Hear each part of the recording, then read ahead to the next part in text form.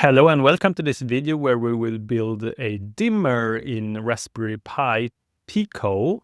The dimmer that we will build is based on a potentiometer and an LED.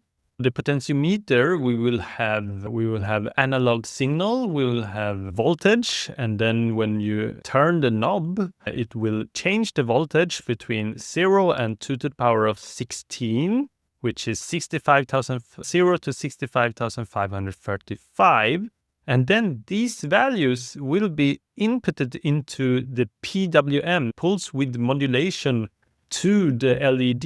It will control the duty cycle of the LED, which means it will control the brightness of the LED as we're turning on and off. We do digital pulses on and off very quickly, like 1,000 times per second.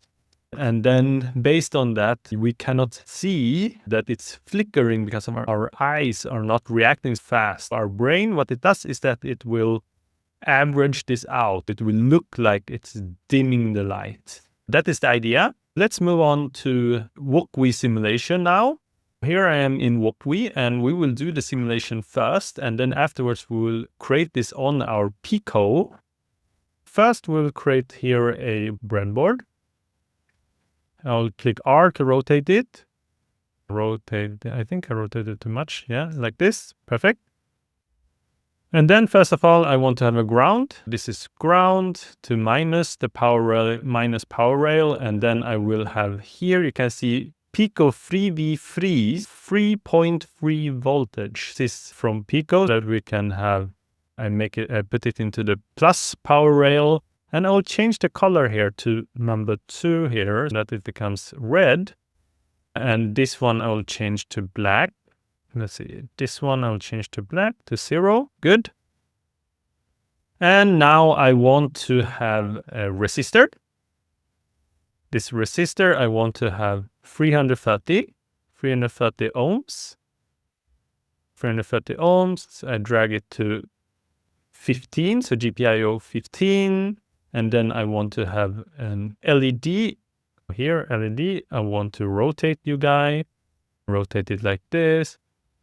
And the anode connected to the resistor, which is connected to GP15. We get the signal here. And note that all GPIO pins, they have PWM. We can do pulse width modulation to this one. And then I want to connect this one to ground. I'll connect this to ground. It's the minus power rail here. Change this one to 0. And now let's create the potentiometer. I'll drag you to here. I will also rotate it. And this is quite interesting. If you zoom in a little bit here, if we do plus here to zoom in, you can see there's ground, sig for signal, VCC for power. We will connect the VCC pin, connect it to the power rail. We have 3.3 voltage here. This one I want to change the color to 2, which becomes clearer. And then we have signal. And we have ground, start with the ground, to minus here. I will change this one to 0. And now for the signal, we click it here and we will go to, let's see, which one do I want? I want to go to GP16. GP26. Actually, I don't want it to, I want to remove that one. Like this, 10 here, like this. And now we're in GP26. And why do I want to have GP26? You will let's search for Pico data sheet. And you get this picture here. Open this picture. Let's go down a little bit here. And we have this really nice picture here.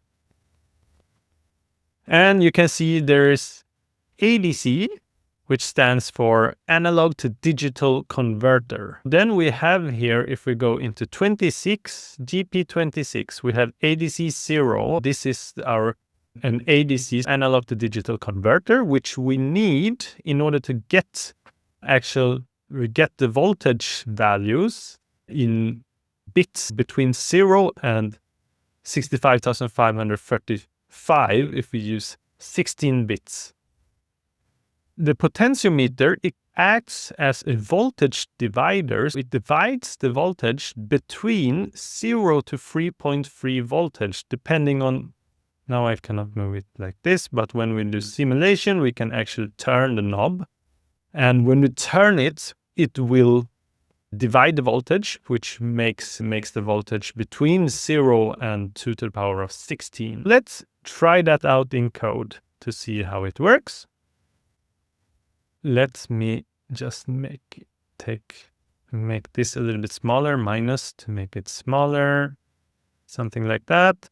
And I want to have more space for coding. And then from machine, import pin, PWM for the LED, ADC for analog digital conversion. And I want to do potentiometer. It's equals to ADC of pin. Let's see, it's pin 26, right? Pin 26. And then we could do potentiometer.read U16, which stands for unsigned integers. That means it's between 0 and to the power of 16 and not minus 2.8 to the power of 2.8. Here, now I can just print this out. I can print this one and I can run the simulation. Let's see, potentiometer read. Yeah, you got here 0.40. Let me just do a while loop here. While true. And I want to print this one and I want to do time.sleep.1. Now I want to rerun the simulation and you can see zeros here. If I turn this one, we should get other values, but we don't. Strange. Let me debug this. I debugged it, and the thing is, it wasn't really connected. The potentiometer was in the side somehow, and then I connected it correctly, and now I get values. But if I turn it, you can see we get different values from the potentiometer, and that is quite good, because now when we get these values between 0 and 65,532, then that means we can change our LED as well. Let me just close this one and I can do LED equals to PWM of pin of 15, and then I can do LED.frequency 1000. And now let me just do LED.duty U16. If I do this, I run this one, and you can see if I turn this one, let's see, duty cycle, read U16, yeah, it should become brighter. Now it's bright, but does it become, yeah, you can see it becomes dimmer. It's a little bit hard to see in the simulation, but it's there. Let's try to see this on the board and see what's happening. I close this down and then let's jump into the board. Let's build the board. Here you can see the Pico and you can see the reference picture here with all the pins, and you can see my prototype board. Let's build this out. Let's start with an LED connect, or let's start with my 330 ohm resist to 15. Connect it to GPIO 15, and then I will connect my LED, making sure it's in the right direction. Connecting this to the minus power rail, and then connect minus power rail to ground.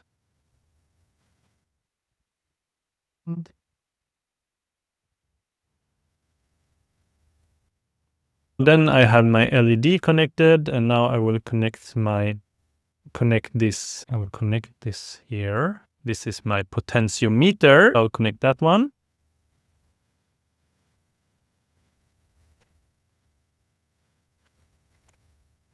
Let's see, connect it something like... Actually, I will have another LED for reference before I connect that one. Connect another LED, something like that. This one to 14. I have one LED that will dim and another one for reference.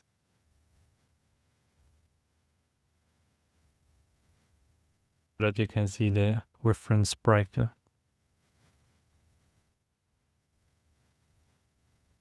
Connect this to ground as well. Now I have my two LEDs connected. Let's connect my potentiometer. These 3 pins here.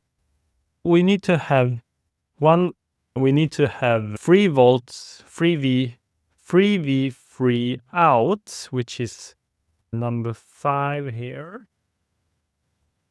Going 5 and then connect it to the power rail. Okay. Because it's the 5th pin, and then we connect here the power. Let's see, it's the first one. If you take the first one or the last one, depending on how you rotate it, it will just make the potentiometer in the other direction when you're turning the knob, or actually wiper it's called. I'll connect this one to plus here, and then we'll have connect this one to ground. It's the 3rd one. Let's see. 3rd one to ground. And then let's connect the middle one, which is the signal, to, let me see, I need to have GP26, which is the 2nd, let's see, 2 from the 2nd ground. 1st ground, the 1st square here, and then the 2nd ground, and then 2 from there is number 10, basically. And is it 10? Let me say 1, 2, 3. I have here 31. It's the 10th one. Yeah, it's correct, I think. Okay, now we just connect it and see if it works. I'll close this one down and I will connect my micro USB. This is just an old program running. It's turning it on. But let me take the terminal here and then micro Pico, initialize micro Pico project. And now let's create this code.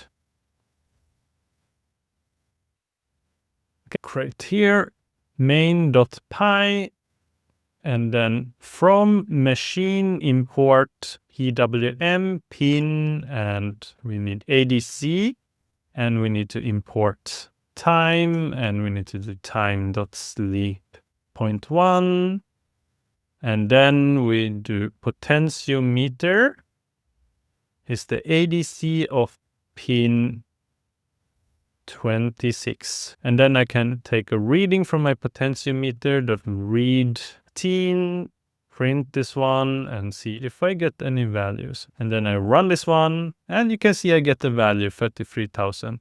That is quite good. Then we can do while true, and let's do time.sleep.1, for example, and then I run this one. Oh, sorry, I cannot run it like that. I misclicked. Let's go back here and run it here. And now if I turn my potentiometer, you can see the value turns from, now it's max, now it's going down to min. Quite cool, quite cool. And it doesn't become exactly 0, you can see. Just stop it here, and now let's make this control the duty cycle. E equals to PWM of pin 15, and let's see, let's take the 14 one, and let's do, and then we control LED dimmer. We need to do LED dimmer here, dot frequency, fric 1000, and then dot duty, U16. I want to have potentiometer, dot read U16. And then I want to have my other LED reference is pin or GPIO 15 dot in dot out. And I want this one to be on value 1. And this should be it, my friends. Let me just remove that one. This is the whole code. And we can just run this one, run. And you can see this is on now, while this is like blinking weakly. And now I will turn it, and you can see it becomes brighter and brighter and brighter and brighter. That is really bright. Oh, actually, there's a mistake here in my wiring, I see. There's a mistake in my wiring. That's why it became bright. That is actually not very good. It will burn out the LED. Or my GPIO. Actually, this one will go to the first pin, first here, the start of the resistor, and then it goes here. Yeah, my bad. That bypassed the resistor. That's really bad. Now, the LED is on, the reference LED is on, and I need to run the program, and now I will turn this on. Yeah, it still becomes very bright, but it works. Turn it off. Or dim it. Turn it on. Off. Very cool, very cool. I can remove this one. And this was the potentiometer. The potentiometer acting as a dimmer, because we have the potentiometer, it is doing voltage division. And whenever you're turning the wiper, the knob, the wiper turns, and then what happens is that it will, we will use this for the duty cycle of our M. We do pulse width modulation to the LED so that it that we see it as, perceive it as dimmer, as brighter or less brighter. I hope that you've learned a lot in this video, and thank you for watching. See you in the next one. Bye.